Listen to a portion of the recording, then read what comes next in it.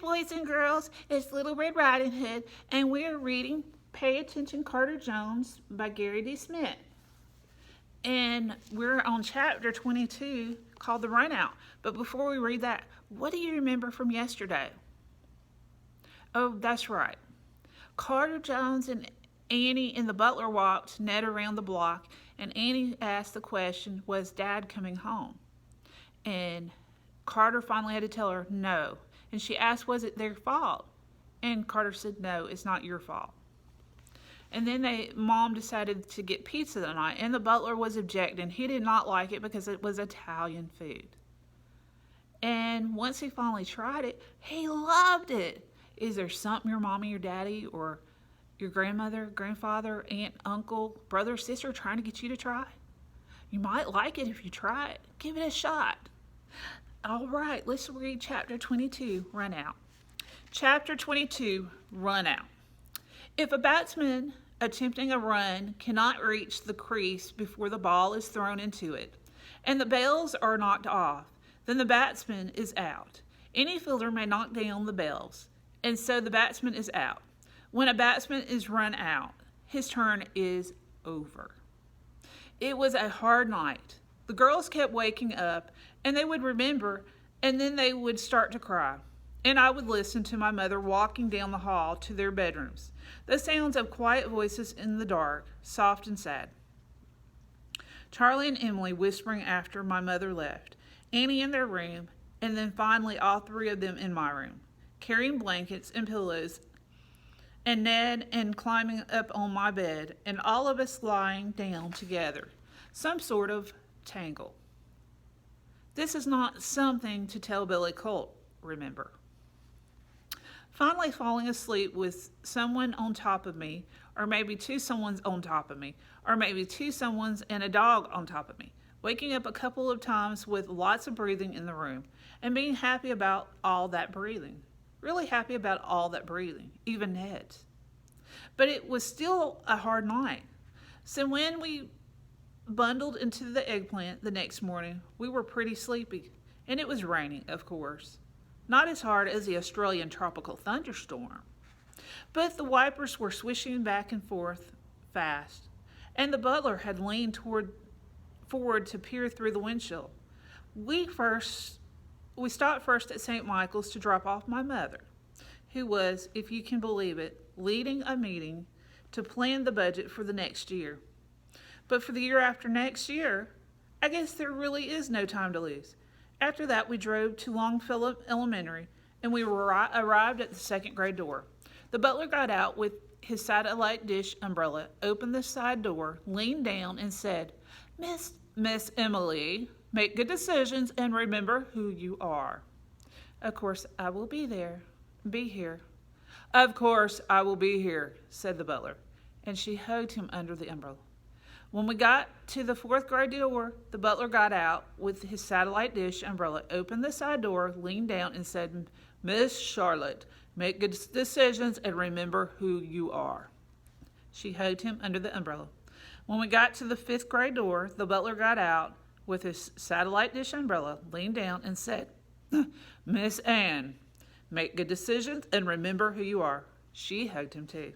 When we got to the middle school building, the butler started to get out with the satellite dish umbrella, and I said, don't even think it. Of course not, said the butler. Why should I deny you the pleasures of sitting in the wet trousers and sopping socks all day long by offering the use of my umbrella? Jeans? I said. Not trousers, jeans. Wet, nonetheless. I opened the door. I'm not going to hug you either, you know, I said. Have a good day, young Master Carter, said the butler. Make good decisions and remember who loves you.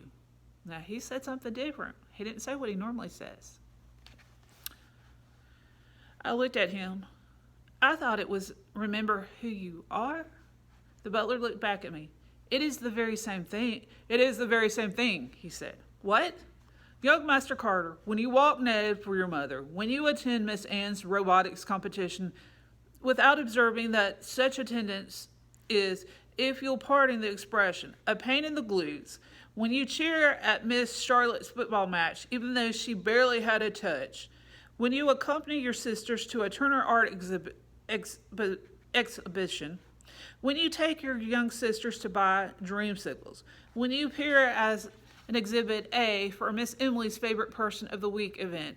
When you attend 2 ballet expeditions, despite your unfortunate and discerning distaste for the art. You are telling them that it is the same thing. Is that sort of what being a gentleman is supposed to be? We are what we love, young Master Carter. I thought I was going to bawl like I was still a kid. I really thought I was going to bawl.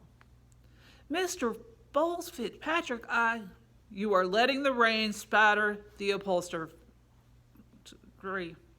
said the butler. Are you going to be here?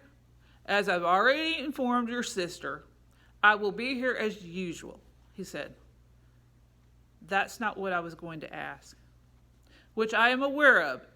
In you go, young Master Carter.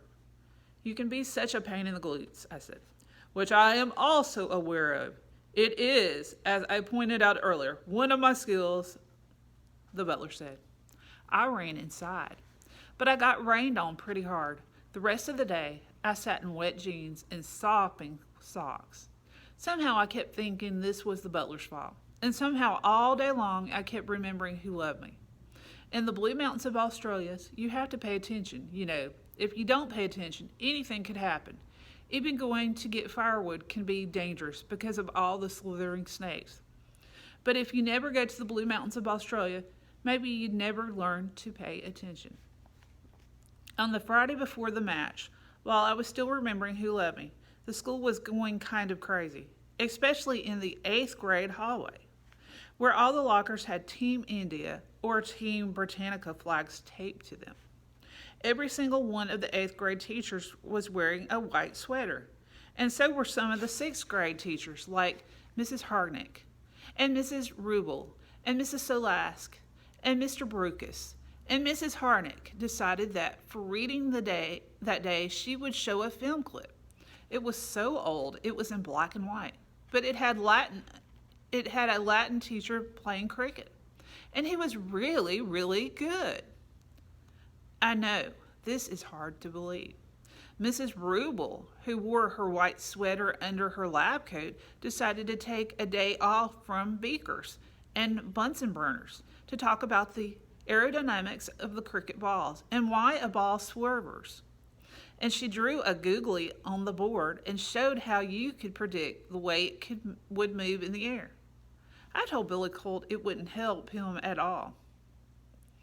Mr. Solaska, who was walking around carrying a cricket bat, swinging it the wrong because he didn't keep his arms straight, decided to talk about the spread of the empire through examining the game of cricket in Australia, India, and in Pakistan.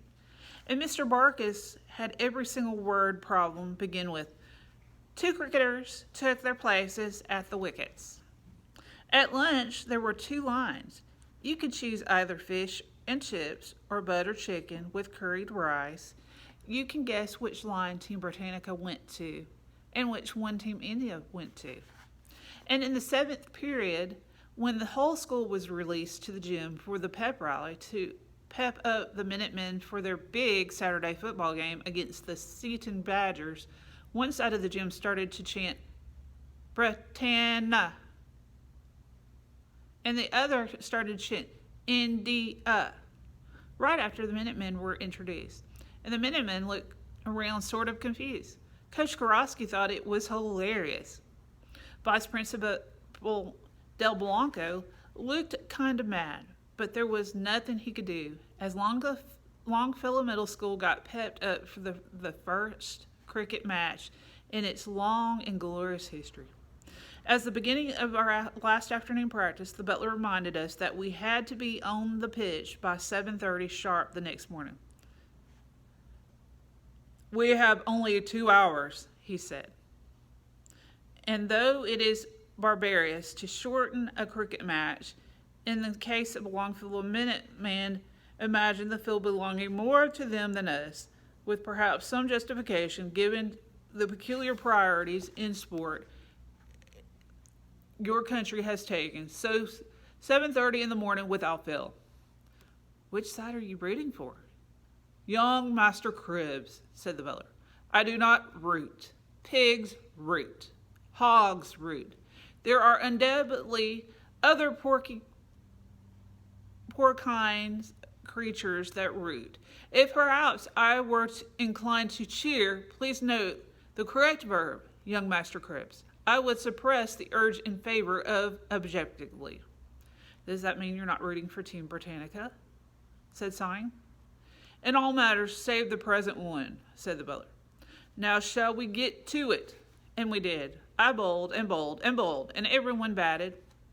And the Butler hit to Team India's slip, and the goalie and covered and mid-off on the off side, and the mid-on in the mid-wicket on the on side. And then we switched teams, and the Butler hit to Team Britannica's slip and goalie and cover and mid-off and mid-on and mid-wicket. And I bowled and I bowled and I bowled until my arm was about to fall off. And my spinning finger was red and a little bit raw. Young Master Krebs, young Masterson, marked improvement in both teams. I predict a credible match tomorrow morning, which, though low scoring, will be hard fought. And since there have been more than a few well-known test matches of that description, one recalls the 1999 Cricket World Cup semi-finals between Australia and South Africa, for example. We shall do the same game proud. And you're rooting for Team Britannica, right? Said Sning. Imagine what you wish, said the Butler. But the time we got the equipment put away and we drove home in the eggplant, it was already starting to get dark. Cold air was rising up, and the branches, mostly bare now, clacked against one another in the new wind. It may be that the conditions will not be the best tomorrow, said the Butler. I looked out the window. But your first cricket match, young Master Carter, how splendid for you. And I guess I should have been pretty excited. I mean, how many 6th graders play on an 8th grader's teams by invitation only? And how many get to be bowler? So I should have been pretty excited. We will need to extend your finger, said the Butler. Except I was remembering how the first time I saw the blue air, my father said we should come back to Sydney again someday. With all of us in right away, I thought. We could never do that because Courier won't be with us. But I hadn't thought. We can never do that because my father won't be with us. Stupid. Young Master Carter, stupid. Some ointment and a plaster, stupid. Well, young Master Carter wants to one day return to Australia, but he's upset because his younger brother Courier and his dad won't be able to go on the trip. But we also learned that the school's getting really excited between the game, which is tomorrow, between India and Britannica. And so who do you think is going to win? Or is it going to tie? What do you think is going to happen? But don't forget to call us for curbside service, 334-625-4844. Any of the librarians will be more than happy to help you.